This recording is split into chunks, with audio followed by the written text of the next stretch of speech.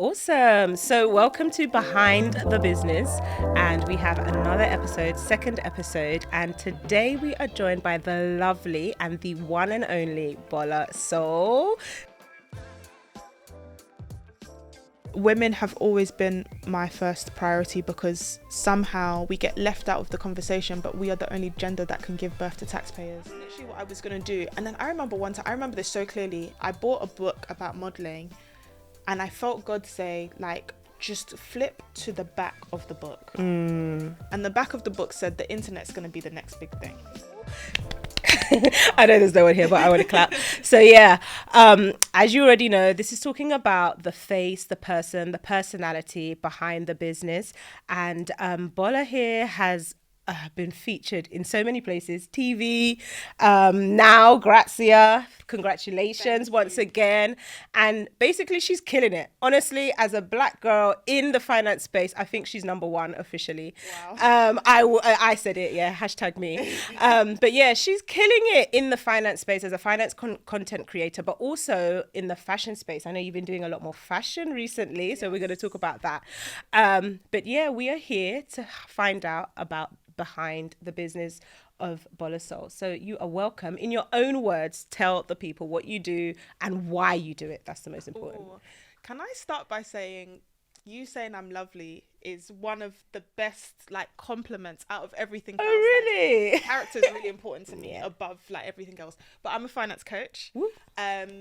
I decided not to become a financial advisor after I studied maths and finance because I was very aware a lot of the people would not look like me. A lot of the people would not be the same gender as me. Yeah. And I felt very much on a community level that we could only rise together if we understood the foundations of money first. How debt works, how credit works, how we need to save and why, and before we get to investing and funds and things like that. So I said, I'm going to become a finance coach. And that's what I did. So I've been doing this now for 8 years. Wow. I know. Time is getting on. But I'm really happy and I have no regrets. I always say if money was no object, I would still do this. Amen to that. And that's when you know you're in the right place, in the right space, because then it's not really work. It's not waking up and slogging to do something you hate. It's something that you love. So yes. Oh, amazing.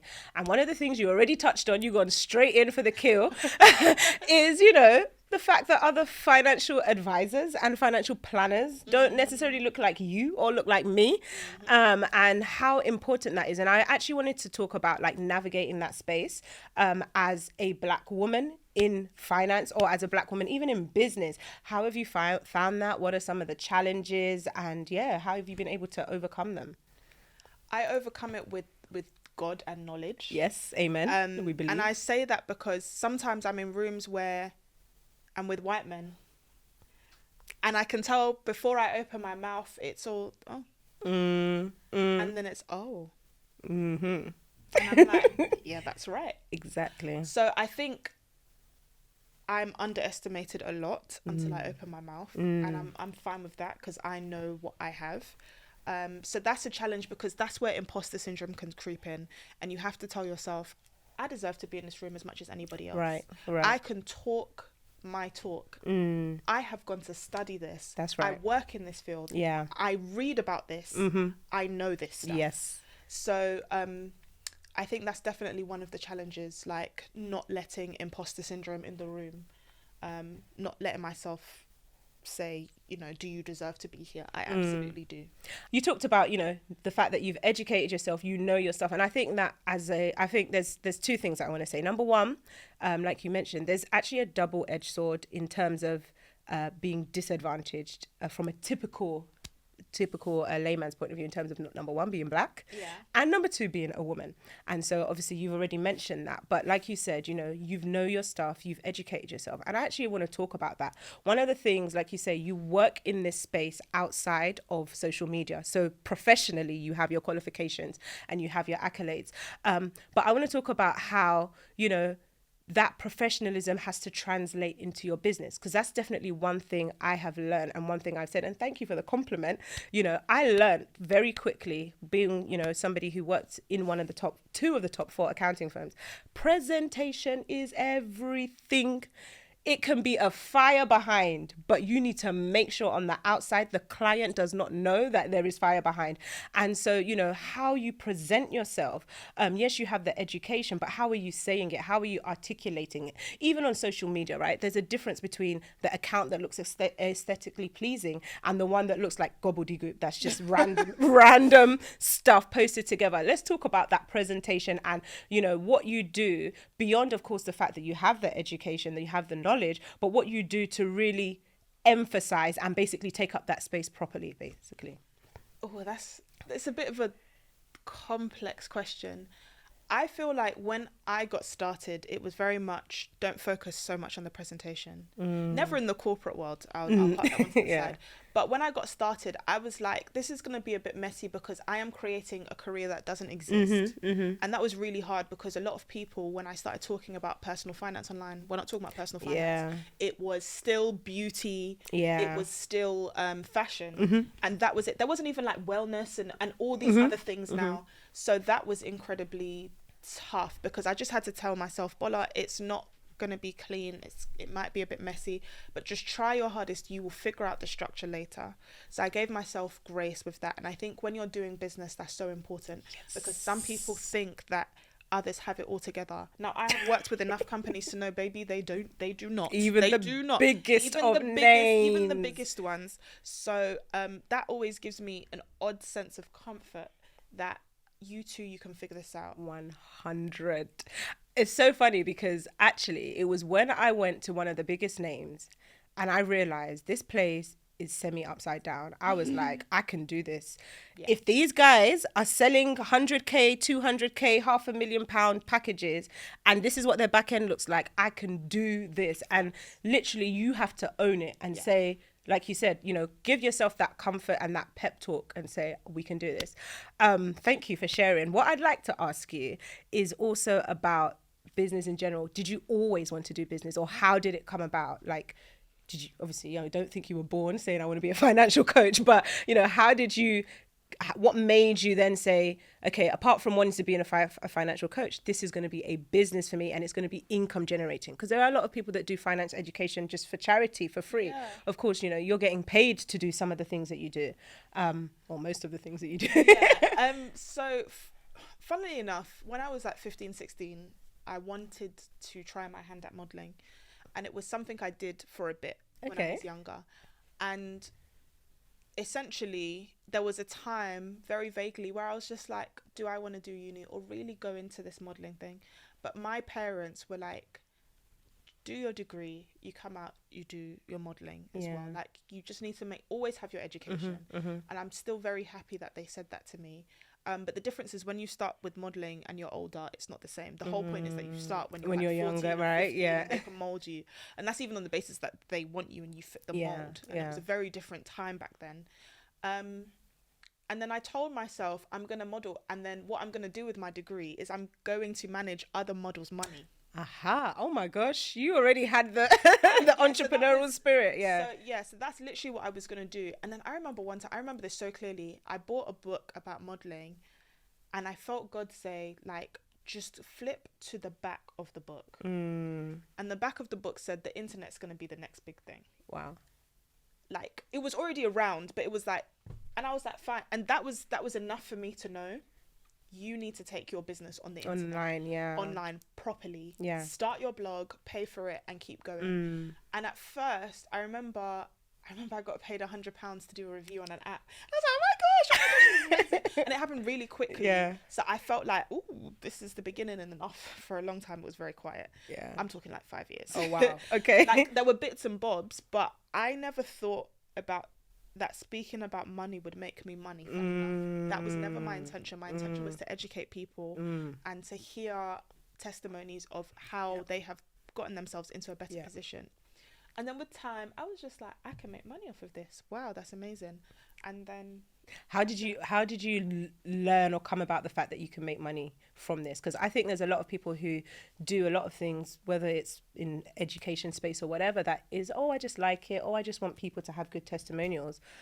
Where was that switch, or how did you know? Like, was it somebody that said, oh, did you know you can get an agent, or did somebody come to you with an offer? How? So somebody came to me with an offer for the first £100 to review the Yeah. app, and I was like, okay, this is great. And then I was like, great, I guess this is how people make money. Yeah. But then I've come to realize people make money in a lot of different ways. Yeah. Now there is like, or there was, and there still is, a community of like people who speak about money online, and they would tell me different ways they make money, and I used to like try it, but it just didn't seem to work for me. And I noticed some of them, maybe it was a competition thing, I would reach out to them and it was like they didn't Want to share? Yeah. So, and I was very young in comparison to them. Some of them, they had kids, they were like mid-30s at the time. I'm coming in, I'm 23. Yeah. I'm 24. So it's a bit like...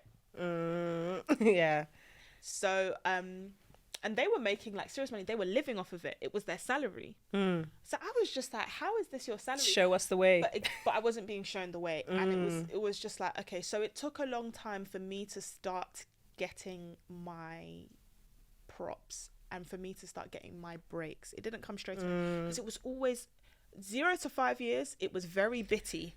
And this is what people need to understand about business. Please. Because there was a time when the YouTuber Patricia Bright decided to quit her job in the city to be a full-time YouTuber. And I noticed that started to create a trend where people were saying they was doing the same thing. If you are not earning what she's earning, do not put yourself in that position. She has said it, the finance person. Because when I say it, I feel like they think it's because I'm an accountant and I'm traditional or whatever. I used to work with someone in top four, and she, in top four accounting firms as well. And she said to me, this was like 2 years ago, she said, do you think I should like quit my job? I want to do what you do. But at the same time, we don't do the same thing. She wasn't in finance, so I can't tell you, because I can't promise you the money's gonna come. Everyone's situation is now different. So unique, and you need to like understand that. So I would get money in like dribs and drabs and things like that. So I was always like, this is good, but it's not good enough that I could survive off of this. And that's this is why this podcast is being set up, right? Behind the scenes of the business, right?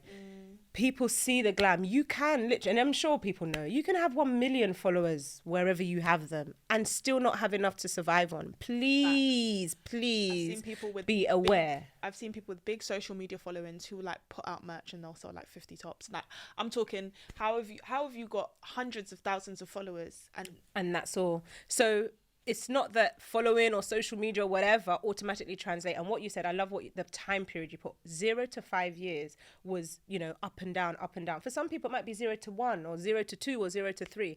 But bearing that in mind so that you don't make rash decisions, because I think a lot of people as well, they get one contract and it's like, I've made it, let's go. Sell everything, buy everything, we're going on 5-star holidays to wherever is trending, Dubai. And it also depends on like when you've joined the internet, what's hot and what's working at the time, because that's what a lot of people forget as well, that some people, they come in when it's hot and they're doing really well. I think that's probably one of the worst things that can happen to you, doing too well too soon, because you don't learn to pace yourself. If you've made, let's say, £150,000 in the first year, which is amazing for anyone to earn in their first year of business, it can trick you into thinking that's what's going to happen in year 2, year 3, year 4. And that reality, it hits you differently, as opposed to if you work your way up to that number. Someone said once, if you jump up, you will surely come down. But if you grow up, that's how you stay up. So that's from what you've just said. It is so important to learn about pace. And I want to talk about that because I don't know when I started coming across you. It was definitely before even I started talking about finances on social media. I think one of my friends, yeah, sorry. She actually passed away. So I'm sorry to hear literally last week. Oh, wow. Oh my gosh. Wow. It was one of my friends who posted that you did an event. I think you were doing an event or something, a finance event. And I think it was for women. Yeah. And I think, because she always used to post stuff on social media. And she posted you. And I didn't know who you were. I don't think I attended or whatever. But then later on, when I then met you, however I met you, or, virtually on social media, I then realized, that was the same person who did that. So you have been doing this consistently for years. And then, you know, of course, yes, we thank God for the success now. But one thing I noticed about you and about your business and about the brand and everything is that you always have evolved.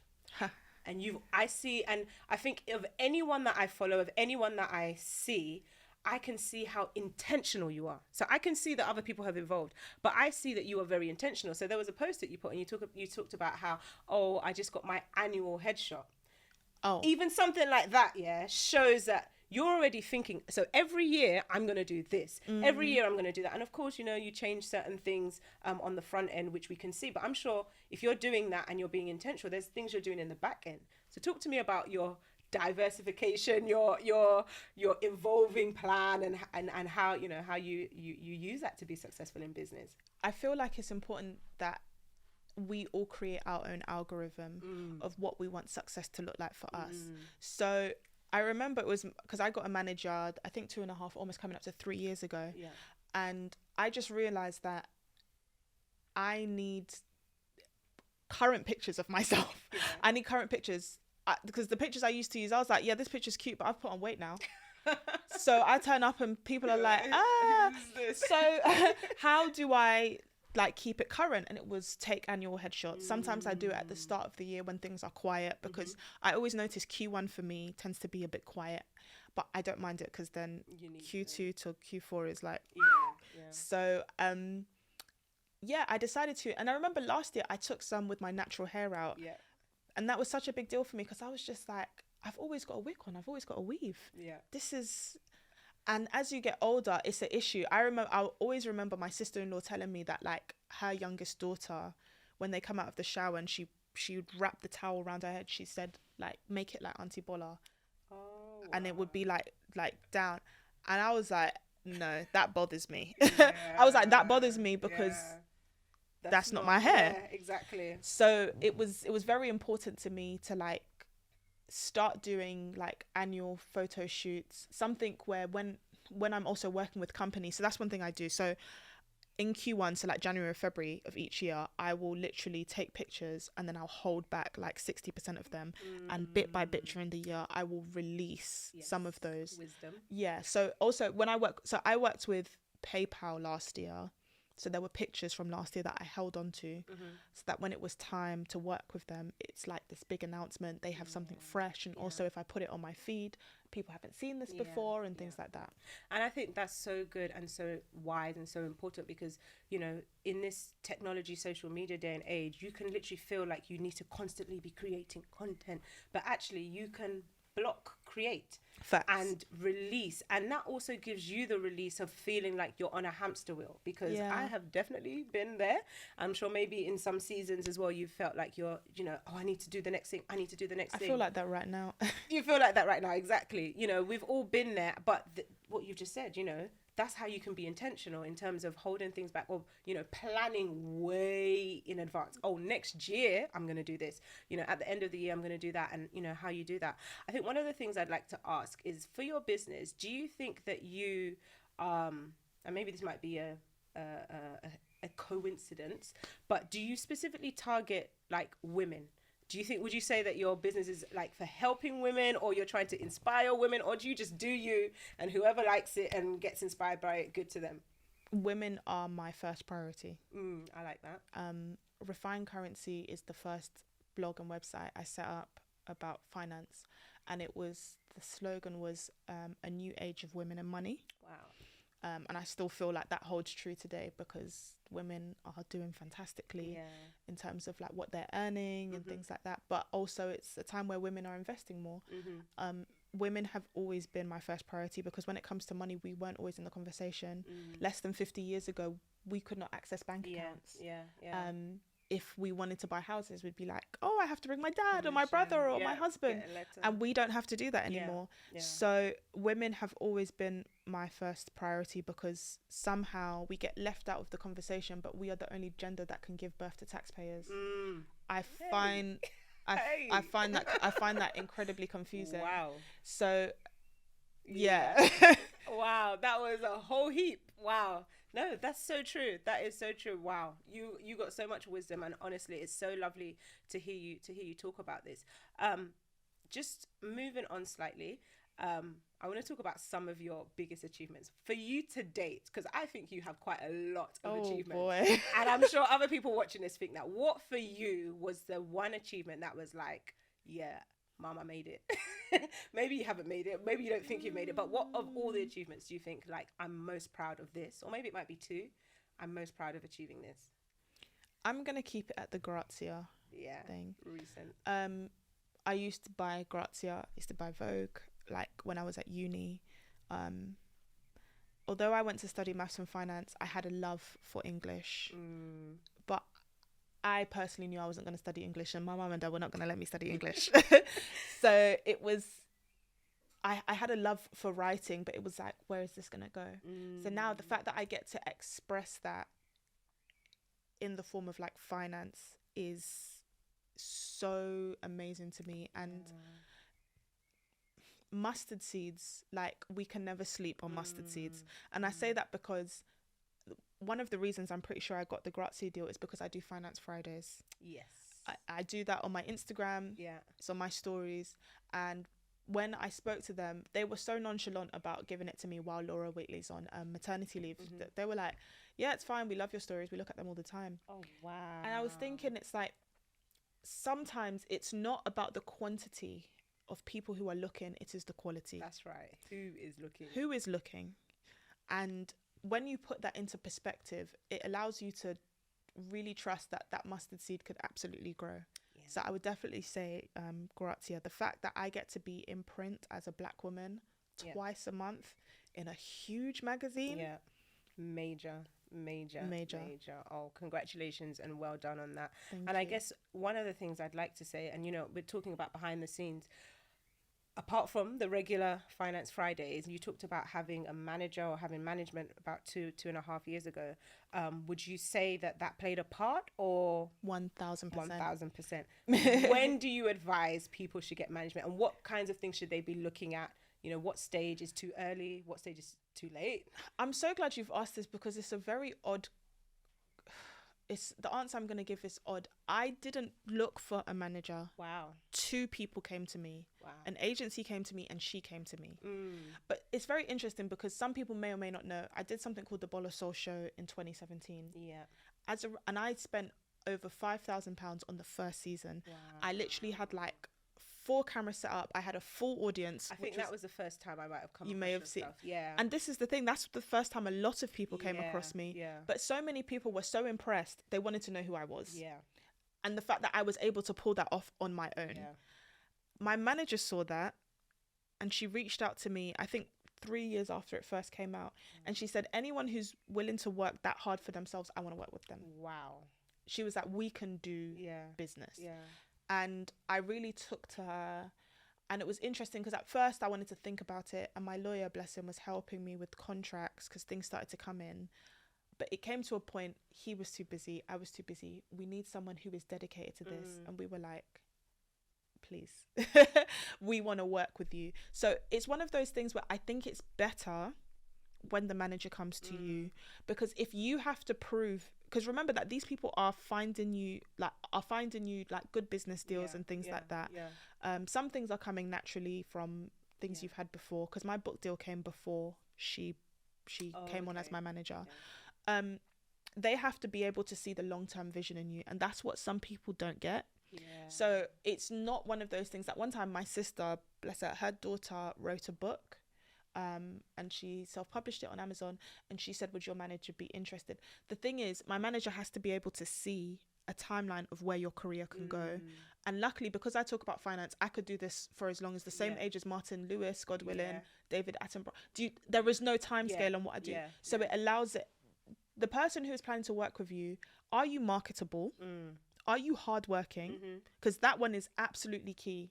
You have to be on top of your admin, on top of your emails. It's not something that it's just like, oh, I don't feel like it doesn't work that way. is there like a long-term vision for what you're doing? And also as well, you have to be able to vet them. It's not just one way. Some people get so excited, oh, this person has reached out to me, okay, and what are they really like? You need to vet them as well. Yeah, because I've definitely spoken to a few people who say they have agents, but they're like, actually 90% of my work comes directly through me. I'm very but blessed. Then the agent is there, and they're having to take cuts and manage it for you, but they're not bringing in new work.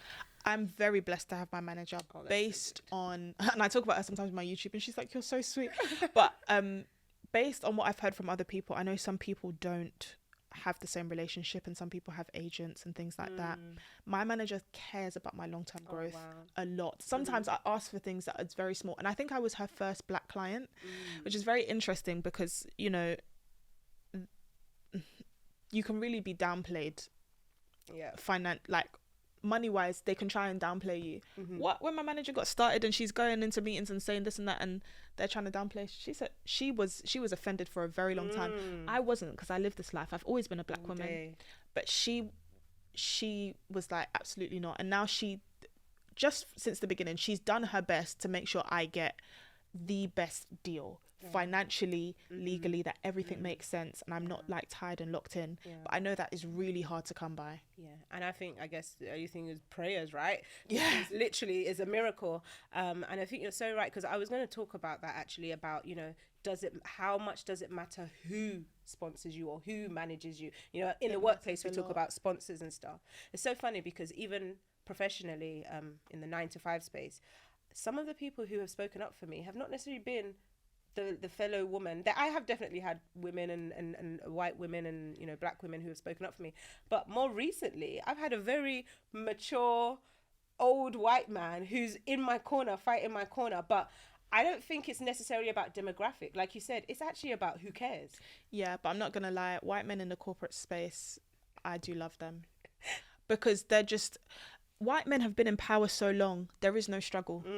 Especially in the corporate world, whereas sometimes I notice other genders and ethnicities, they're new to power.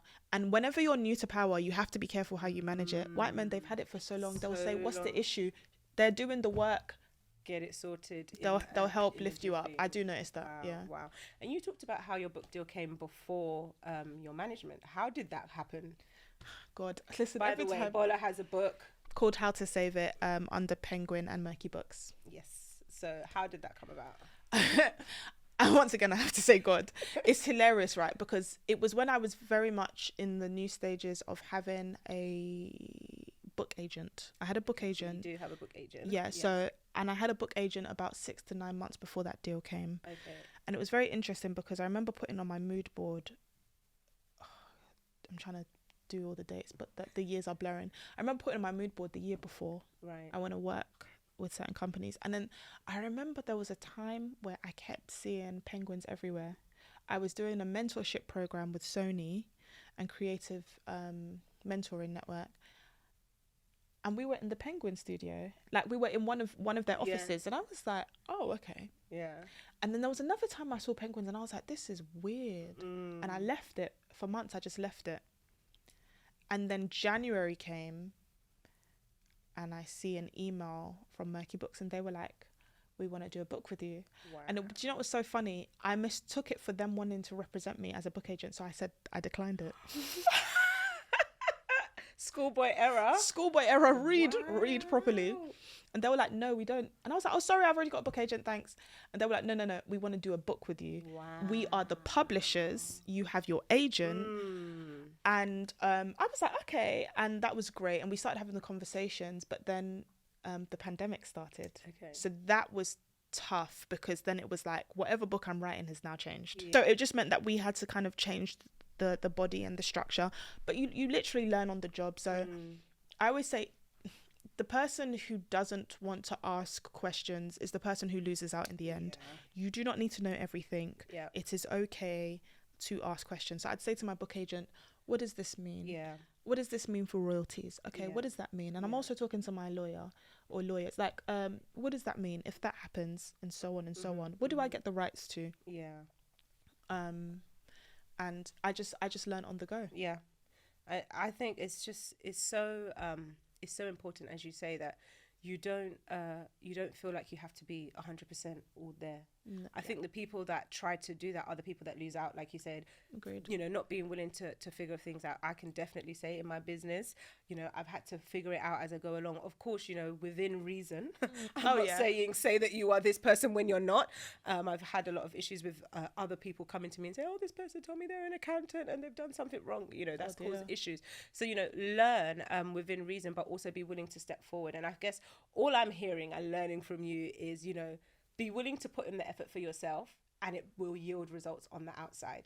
And I think one other thing is about consistency. Yeah. So like you said, you've been doing this for, I think, 8 years now, and you're consistent with your Fridays, Finance Fridays.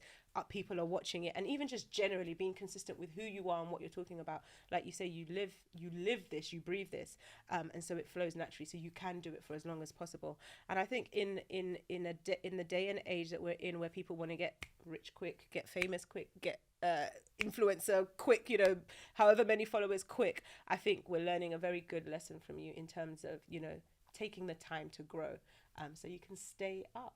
So yeah, just as we round up, one piece of advice that you would give to anybody who would like to open up a business, potentially one like yours, or just generally, you know, one strong piece of advice that you'd like to share with whoever is watching or listening from your experience so far. I would say be patient. Be patient, the money will come. Be patient, you're going to want to quit. Be patient. But you also need to know, this is like 2 points now, you also need to know your why. Because that is the thing that will help you during your patience. Woo. Because if you feel like, if you're planning to do something just because you want to get money out of it, just because you want to get free products and things, it's not going to be enough to carry you. Because I've seen some people who have tried to do what I've done because they thought, it's okay, it's working for her. This is a God calling. We are not the same people. Because if somebody said, I'll be doing fashion and stuff, it's fine as a little extra. I could not do it all the live long day. So it's really important you know your why, and that you're very patient with your journey, because what looks like an overnight success to some people is them joining you at like chapter 6 of 8, which is like year 6 of 8, and they're like, oh my gosh, wow.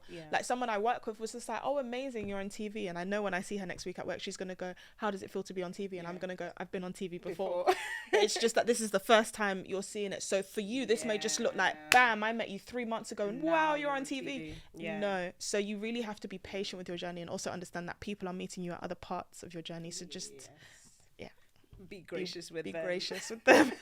Thank you so much for sharing your behind the business. I'm so happy to have had you, and I'm sure lots of people who will watch this will have, you know, lots of gems and lessons that they've learned as well. Thank you so much. And you know what? I want to wish you all the utmost success for your future, more milestones, more, you know, knocking it out of the park, everything that you desire for yourself, everything on your mood board. Thank you. The same for you. The same for you, honestly. Thank you. It's been lovely. Thank you for having me.